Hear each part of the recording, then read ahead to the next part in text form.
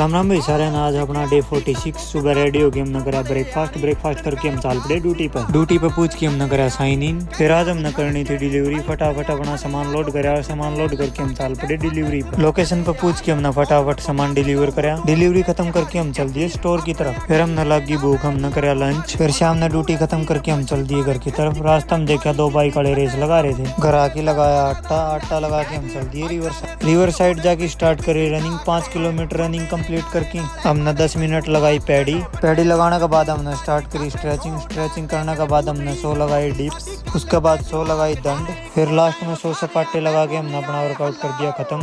हम चल दिए घर की तरफ। घर आके पिया प्रोटीन, फिर खाई रोटी। इसी के साथ अपने दिन पे लगता है विराम। बोलो जय श्री राम।